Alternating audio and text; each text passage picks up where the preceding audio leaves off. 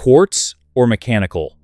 For decades, watch collectors have argued about which one is better, and now I'll be bringing that argument to an end.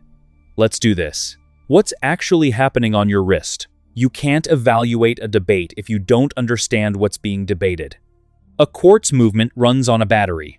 That battery sends an electric current through a tiny sliver of quartz crystal, and quartz, when you run electricity through it, vibrates at exactly 32,768 oscillations per second. An integrated circuit counts those vibrations, divides them down to 1 pulse per second, and that pulse drives a step motor, which moves the hands. One tick. Precise. Repeatable. Nearly immune to temperature, gravity, and how aggressively you wave your arms around. That number, 32,768, isn't arbitrary. It's 2 to the power of 15, which means you can have it exactly 15 times and arrive at 1. The math is clean. The physics is elegant. And the result is a movement that, in standard form, loses or gains roughly 15 seconds per month. The cheap quartz on your wrist right now is probably within 30 seconds of atomic time. Most people don't notice because their phone syncs continuously to a satellite and they've stopped caring. But the point stands, a quartz movement is not cutting corners on accuracy. It's winning at it. Manual mechanical works on an entirely different principle. Wind the crown. That tightens a mainspring, a ribbon of tempered steel, maybe 20 to 30 centimeters long when fully uncoiled, wound into a tight spiral inside a cylindrical barrel. The spring wants to unwind. Everything downstream of it, the gear train, the escapement, the balance wheel, exists purely to manage the rate at which that unwinding happens. The escapement is the critical component, a lever that rocks back and forth, catching and releasing a toothed wheel 1 notch at a time, turning the continuous pull of the spring into a rhythmic series of steps. Each release is 1 tick. The balance wheel, the oscillating wheel you can watch rocking through a display caseback, controls the rate of that release. Faster oscillation means finer resolution of time. It's a system of controlled collapse. A spring slowly dying in increments, and every gear and jewel in the movement is there to make that dying as orderly as possible. It's also not very accurate. A well-regulated mechanical movement loses or gains somewhere between 4 and 8 seconds per day under normal conditions. Position matters. Temperature matters. Whether your laptop speaker magnet is sitting 18 inches from your wrist matters.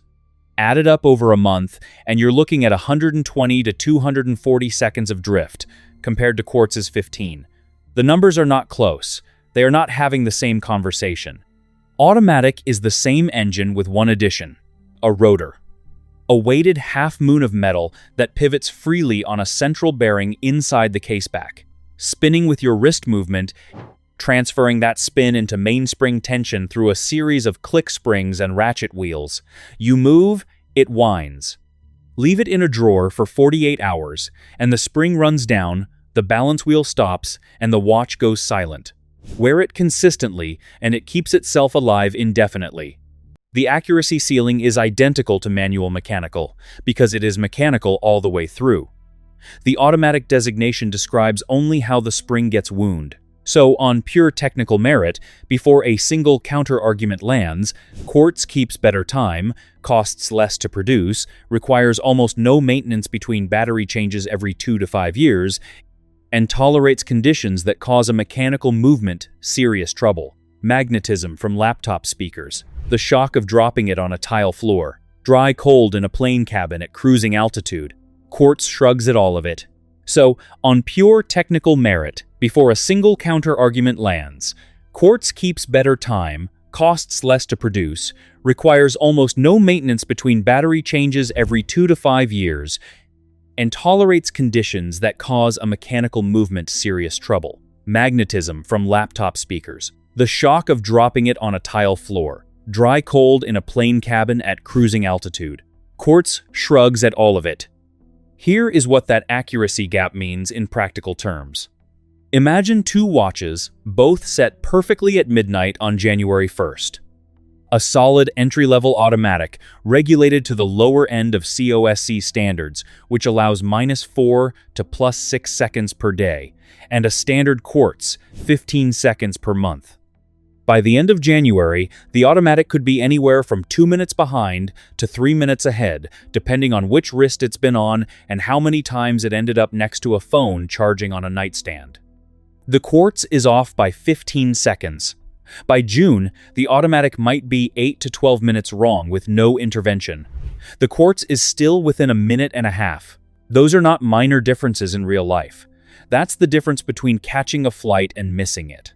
And yet, flip through watch accounts on Instagram, stand next to a case at a gray market dealer. The Quartz sits at the bottom of the conversation. The mechanical sits at the top. And the guy who spent $250 on a watch that outperforms a $1,000 automatic at the one thing watches exist to do, that being tell the time, feels like he owes someone an explanation for his choice. That gap between technical reality and perceived value is not organic. It did not emerge naturally from horological merit.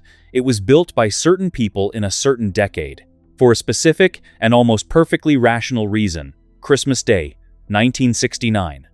Seiko called it the Astron, launched December 25, 1969, in Japan only because they'd only made 50 of them, sold out the same day. The price was equivalent to a small Japanese car at the time, which sounds like a barrier until you understand what the watch could do. The Astron kept time to within 5 seconds per month, 1 minute per year.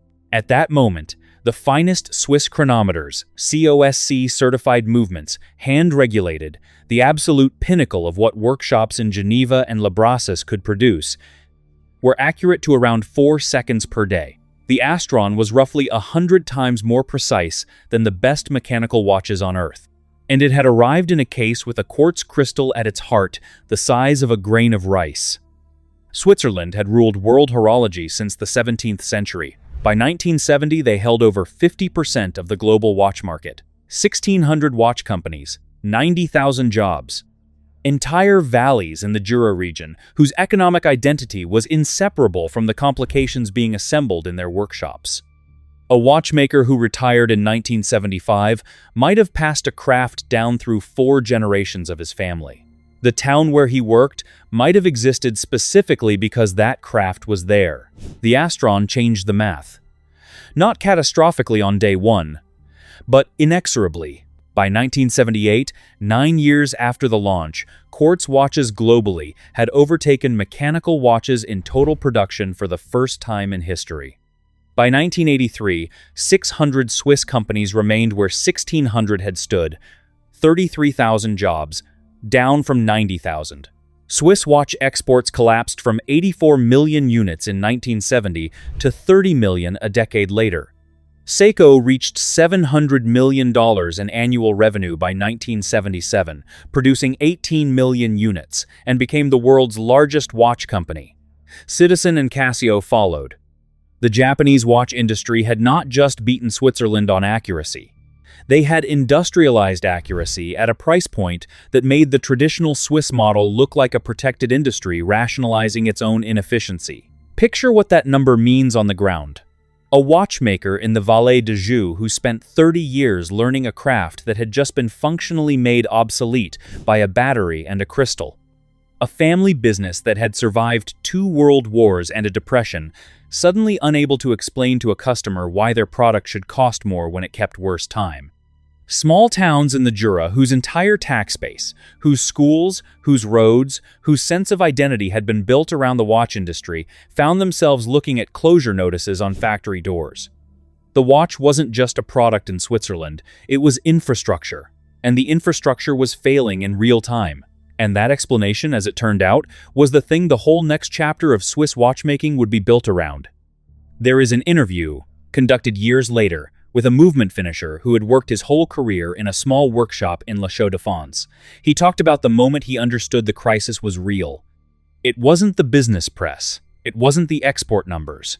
It was the day a colleague came in wearing a Seiko Quartz his son had sent from Tokyo. He put it next to the watch the finisher was assembling, a complicated piece he'd been working on for 11 days.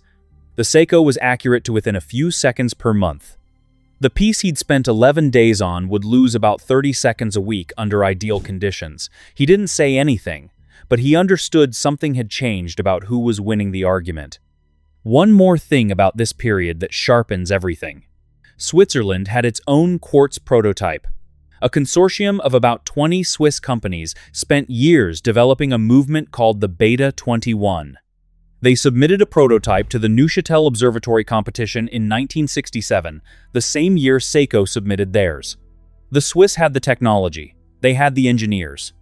They chose not to lead with it commercially, held back by a combination of institutional pride, the genuine belief that customers wouldn't abandon the mechanical watch, and a structural inability to agree fast enough on what to do. Seiko moved, Switzerland hesitated, and the industry nearly didn't survive the hesitation. How the story got rewritten.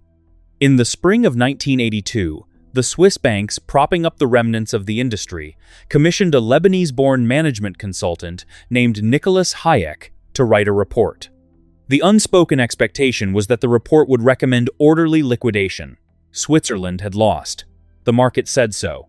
The empty factories said so. Hayek didn't write that report. He proposed merging the wreckage of two major Swiss watch groups, ASUAG, which held Longines and Rado, and SSIH, which held Omega and Tissot, into a single consolidated entity. And to fund the survival of the prestigious mechanical houses at the top of that structure, he built something to carry the weight at the bottom: Swatch, a quartz watch. 51 plastic components. Assembly line production. A $20 retail price. A watch so cheap, stylish, and deliberately personality-driven that it could compete with Casio on price and leave it behind on cultural energy. Swatch launched in 1983. It became a fashion object. Artists designed limited editions that sold out in hours. People bought two at a time, one to wear and one to keep in the box. The revenue Swatch generated gave Hayek's new group, eventually renamed the Swatch Group, the capital to keep Omega running, to fund Breguet's survival, and eventually to build the in-house movement programs that let Swiss brands claim, convincingly, that they made everything themselves. The whole upstairs of Swiss watchmaking was kept alive by a plastic quartz watch that cost less than a dinner out. But here's the move that tends to get buried under the Swatch story. While Hayek was building the floor, the houses at the top, Rolex, Patek Philippe, Audemars Piguet, Vacheron Constantin, were doing something quieter and more deliberate. They were rewriting the terms of the debate itself. They did not compete on accuracy. They couldn't. They did not compete on price. They wouldn't. Instead, they repositioned the weaknesses of mechanical watchmaking as its defining virtues. The imprecision became character, evidence that the watch was made by human hands and regulated by human judgment, not stamped out by machines. The fragility became exclusivity. This was not a watch for everyone, and that was precisely the point.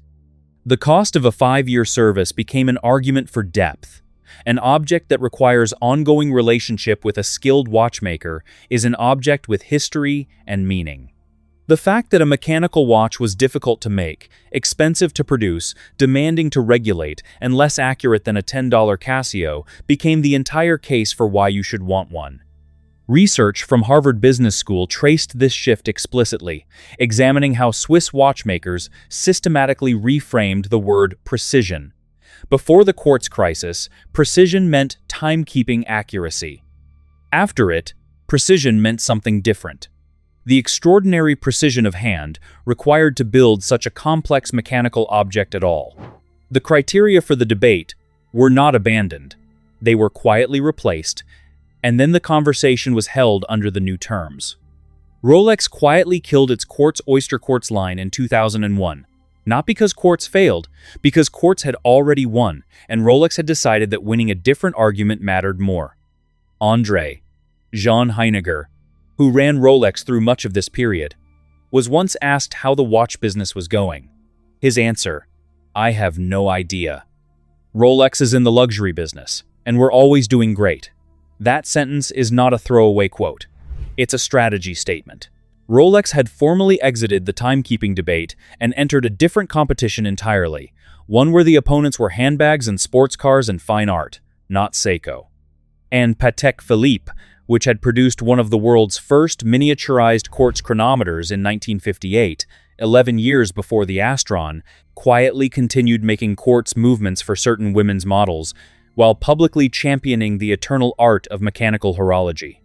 The brand whose advertising tells you that you never actually own a Patek Philippe, you merely look after it for the next generation, was running battery-powered movements in some of the watches those generations were supposedly inheriting. None of this is a scandal. These are rational decisions made under extreme commercial pressure. But they are the foundation, precisely and verifiably, of every quartz versus mechanical debate you have ever participated in. The hierarchy wasn't discovered through horological research. It was constructed through positioning strategy. The soul of mechanical watchmaking is real, but it was also deliberately amplified and systematically installed into collector culture by people who needed it to be there for their businesses to survive. And once you understand what happened in those boardrooms, the watch on your wrist, whatever's inside it, looks completely different. What you're actually choosing. Strip the mythology. Get honest about what each movement delivers and what it costs you. Choosing quartz means choosing precision and freedom. Your watch keeps time within seconds per month. You do not reset it on Sunday. You do not service it every 5 years for a bill that makes you reconsider the purchase. You wear it, leave it in a drawer for 3 weeks, pick it up, and it's still running, still accurate. For someone who sees the watch as a tool, something that should do its job without demanding attention, this is not a compromise. It's the correct choice. And the ceiling on quartz is higher than most enthusiasts acknowledge. The Grand Seiko 9F caliber, introduced in 1993, is hand-assembled by a single Grand Seiko craftsman. Every component finished by hand, the same finishing standards as the brand's mechanical references. The quartz oscillator grown in-house at Seiko facilities in autoclave chambers, 4 stories high. The movement samples ambient temperature 540 times per day and self-corrects when thermal drift begins to affect frequency. Its rating is plus or minus 10 seconds per year. In specially regulated examples, marked by a 5-pointed star on the dial, that tightens to 5 seconds per year. That is not a mass-market compromise. That is a precision instrument that happens to run on a battery. And the collector community's discomfort with it says more about the community than the caliber. But choosing quartz does mean choosing a movement you cannot watch working. No caseback moment, no oscillating balance wheel to observe through sapphire. The step motor pulse is invisible. And for a certain kind of person, probably the kind of person who found their way into this hobby at all, that absence is real. There's something specific about watching a mechanical movement run. The balance wheel swings left, catches, swings right, catches again, 6 or 8 or 10 times per second, depending on the caliber. It's a metronome you didn't know you needed until you first saw one through a display back in a shop you'd wandered into by accident. The sound is different too. The quartz tick is a click, clean and digital. The mechanical tick is a sound with weight inside it, a double beat you can feel if you hold the watch close enough. These are not engineering advantages, but they are real experiences. And the people who care about them are not wrong to care. Even through a display back, the balance wheel says something a circuit board cannot. Choosing manual mechanical means choosing a relationship, a literal one. You wind it each morning, you notice when it's running 3 seconds fast by midweek, and you pay attention to why. Did you sleep on your back with the watch face up? Gravity affects a balance wheel. Did you leave it near your phone? Some movements are susceptible to electromagnetic fields. You become fluent, slowly, in how this specific movement behaves on your specific wrist. 2 watches with identical calibers, regulated by different watchmakers, worn by different people, will keep different time. They have been lived differently. Collectors who wind their watches by hand rarely call it maintenance. They call it ritual. And rituals are not irrational. They are how humans attach meaning to things that would otherwise just be objects. I'll be direct here. I find myself more divided on this than I expected when I sat down to think it through. On days I want the watch to be present, a hand-wound mechanical is the answer. On days I need to not think about it at all, I reach for something else. That ambivalence doesn't resolve, which might itself be the most honest thing I can tell you. Automatic sits between those poles, which partly explains why it's the most popular choice among serious collectors. The mechanical soul. The balance wheel, the gear train, the click of the pawl ratcheting as the rotor swings, without the daily winding ritual. The trade-off is straightforward. Leave an automatic in a drawer for 48 hours, and it stops. If you rotate a collection of 6 watches, every automatic in it is perpetually running down. A watch winder solves this. Or you care less about it, which is also valid. The community sometimes frames these as lifestyle preferences, layered over a technical debate. They aren't. They're 3 different philosophies about what a watch is for. A tool, a ritual object, a middle path that asks something without demanding everything. All 3 answers are correct. None of them require a particular movement to validate the choice. Think about who actually ends up with each one. The surgeon who wears a Quartz Breitling to work because she needs to time procedures with confidence and can't afford to think about whether her watch needs to be wound.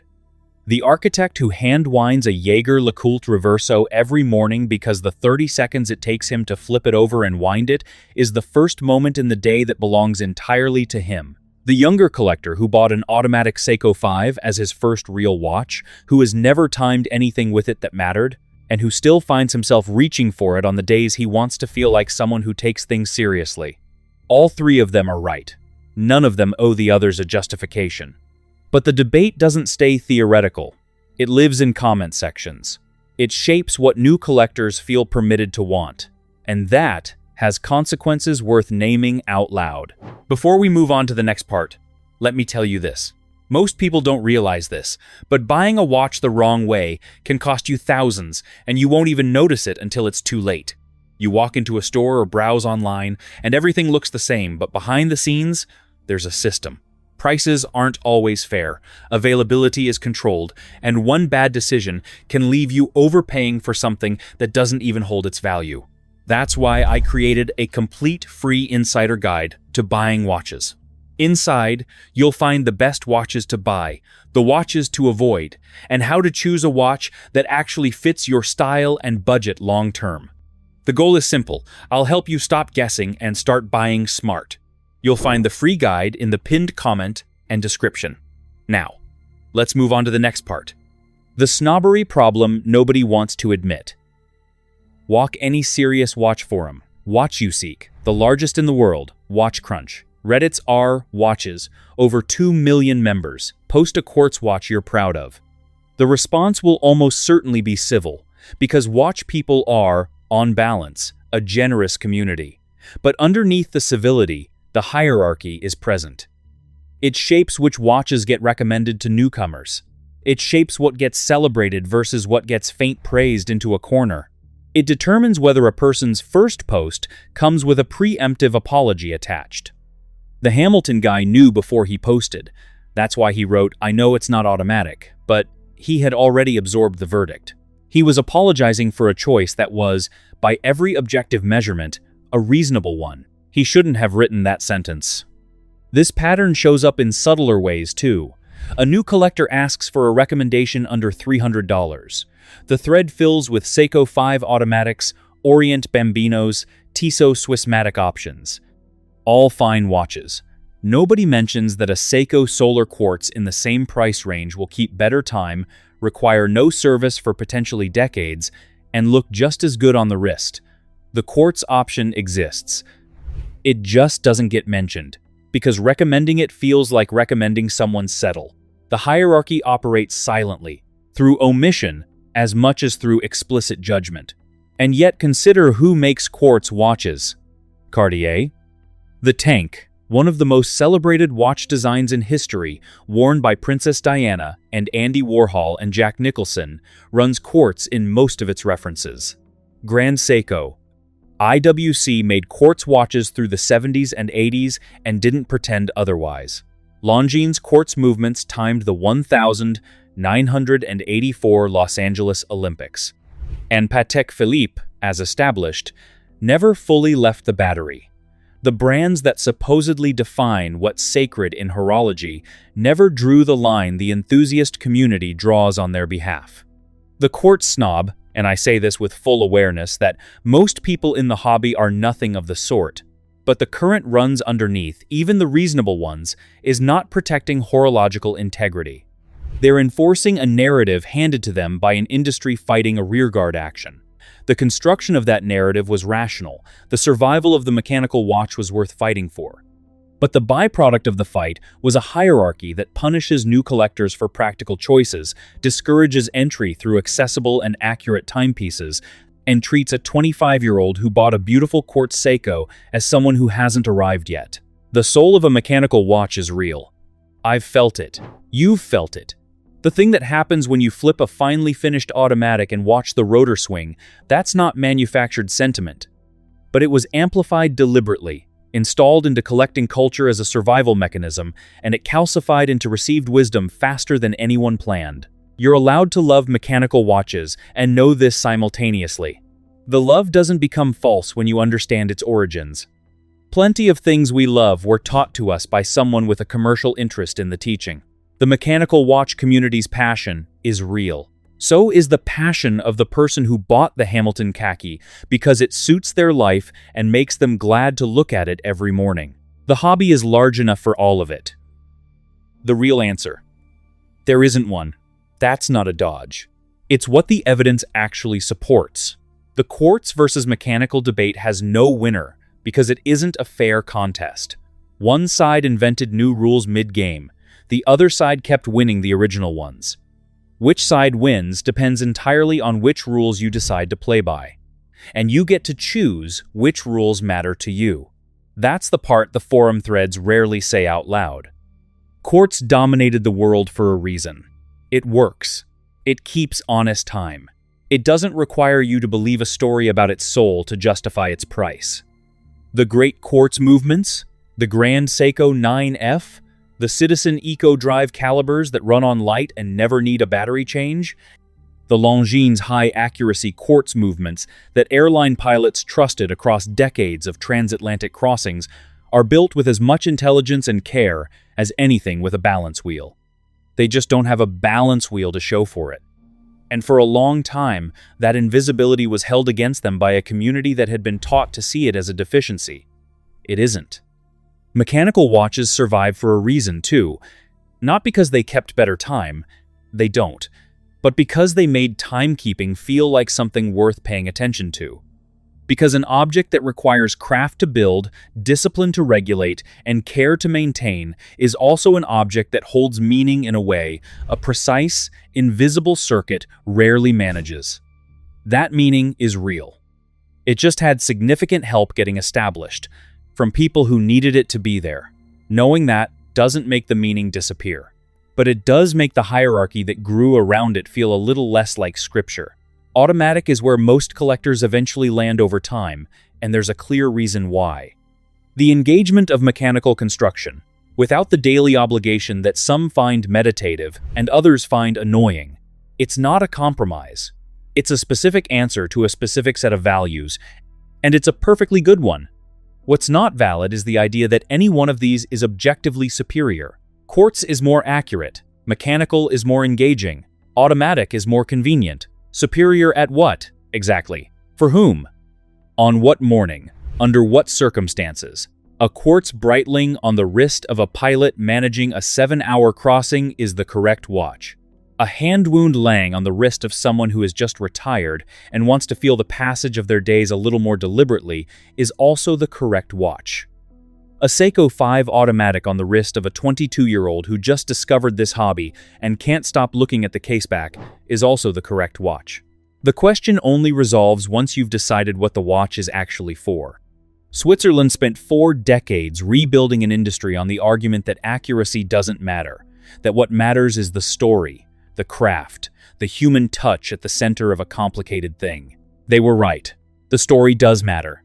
The craft is real. The human touch is worth something significant.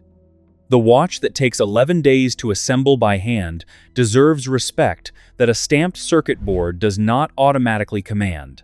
But so does the watch that tells you the exact time on the morning you need it most. Buy the one that makes you want to put it on. Wind it if you love ritual. Set it and forget it if you love precision. Let a rotor do the work if you want something in between.